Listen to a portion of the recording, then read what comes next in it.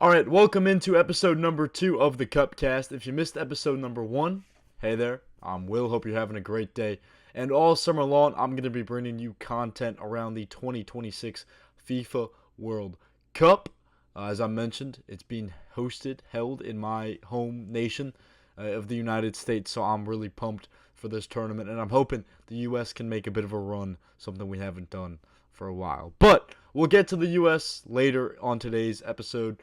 But for now, we're going to break down groups A through D. This is not a predictions video. This is just a little, here's who's in what group. We're going to be doing 3 of these episodes, splitting it up so it doesn't go too long. And without further ado, let's just get into it. Let's go.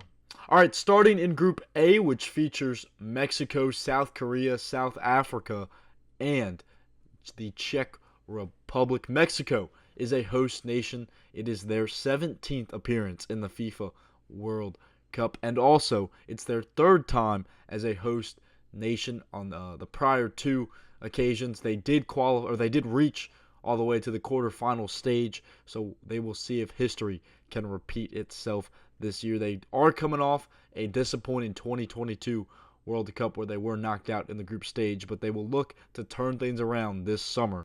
South Africa is back in the World Cup. They are the lowest rated team in the Group A, coming in at 65 overall in the FIFA coefficient rankings. They did host their 2010 World Cup, their only other appearance for Bafana Bafana. They did become the first nation to fail to reach the knockout stage as the host nation. So they'll look to create some history this summer here in America.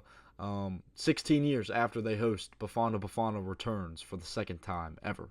South Korea is making its 12th appearance in the World Cup, coming off a round of 16 loss in Qatar in 2022. They are led by legendary forward and captain Heung-min Son, former Tottenham player currently with LAFC. They'll be looking to make it back to the semifinals, which they did. That was their best ever finish back in 2002 when they were hosting the tournament.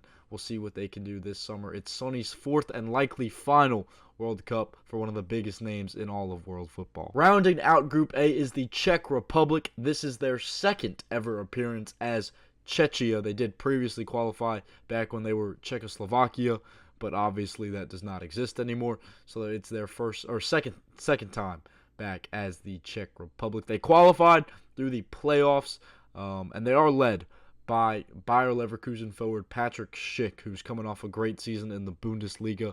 As I mentioned earlier, they did qualify through the playoffs, knocking out Denmark in a crazy game on penalties.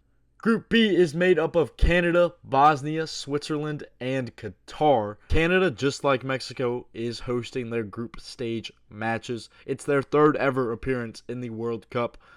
They were in Qatar in 2022, where they were unfortunately knocked out of the group stage for them. Canada has had a rough go at the FIFA World Cup. In all 6 games they've played, they have lost all 6 of them.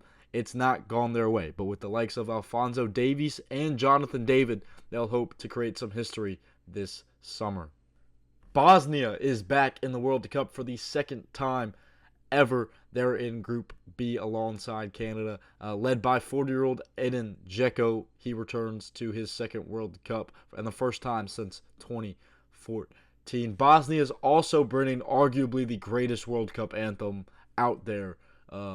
I am from Bosnia, take me to America. If you haven't seen that, I highly recommend you go check that out. It is a masterpiece, to be honest with you. All right, Qatar is also in Group B. Qatar hosted the previous World Cup back in 2022. It did not go their way. They joined South Africa as the 2nd and only other host nation to fail to make it out of the group stage. But they'll look to create some history this summer, change that up. Maybe they can reach the round of 32. They are managed by Julian Lopetegui, the former Premier League and La Liga manager. So we'll see what he can do with this Qatar national side.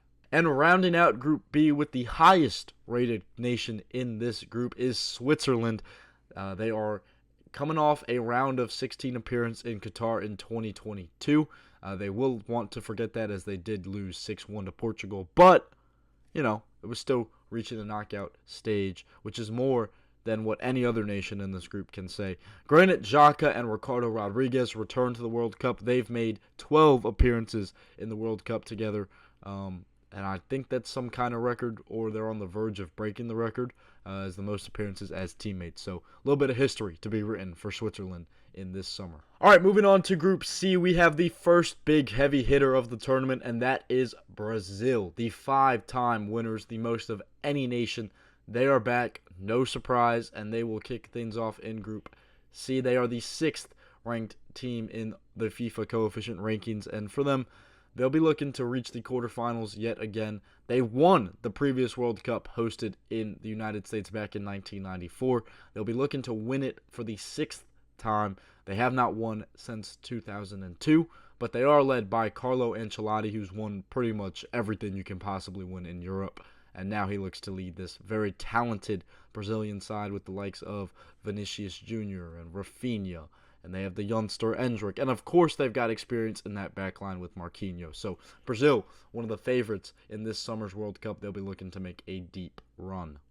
Then we have Morocco, who last World Cup in 2022 in Qatar became the first African nation to reach the semifinals of a World Cup. They did ultimately finish in 4th place, but what a run it was for them.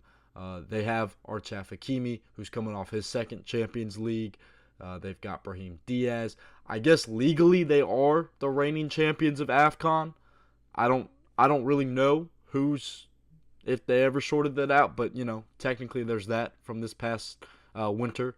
So they've got some momentum coming into this summer's tournament, and they'll be looking to make it back to the semifinals and perhaps a step further this summer.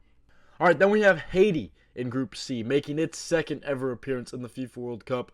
I totally thought that this was their debut. It's not. Apparently they were featured in the tournament in 1974. I don't know the math, but that's a long break. So congratulations to them for returning. They do have some talent. They've got this lad, Dukins Nazan. I believe that's how you say his name. He led all of CONCACAF during the qualifiers in goals with 6. And they also have Premier League talent Wilson Ilsador, who, of course, scored 6 goals for Sunderland in the Premier League campaign this past season. So they've got some good forwards. They've got some goal-scoring ability, and we'll see if they're able to make a splash in their return to the World Cup this summer. Finally, to round out Group C is Scotland, who is returning to the World Cup just like Haiti. It hasn't been quite as long of a break for them. 1998 was the last time they made an appearance in the tournament, but they are back. They're printing money of Scott McTominay's overhead kick against Denmark that I guess has sent them to the World Cup. I believe that is true. I might have gotten faked out on TikTok. It's totally possible. You never know what's real these days with AI. But what is definitely real is the Tartan Army will be in the States this summer, and they will be playing in Group C. I, for one, am looking forward to just screaming "O Flower of Scotland" at the top of my lungs. What a national anthem it is. What a fan base Scotland has. Hope they show up in numbers this summer in the States. I'm really looking forward to seeing them. And I hope they can qualify out of the group stage. That would be awesome for Scotland. I know Billy Gilmore just got injured and he will miss the tournament, but who knows? Maybe Scotland's got a little bit of magic up their sleeves. All right, and we are wrapping up today's video with Group D, a group that is very near and dear to my heart for an obvious reason. The United States of America are in Group D, led by former Tottenham Hotspur manager Maurizio Pochettino. The United States are coming off a round of 16 exit in Qatar in 2022. And they're looking to make it back to the quarterfinals, something they have not done since 2002.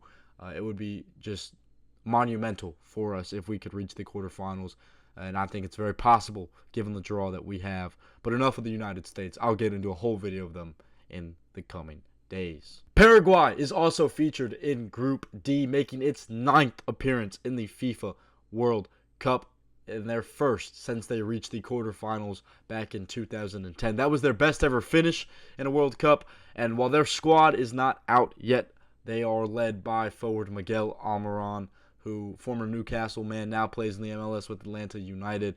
They will really be looking to get back to the knockout stage. They're might just be happy to be here. I don't know, but it's a sneaky Paraguay side. They do have some talent. We'll see what they can do in Group D and what they can do this summer.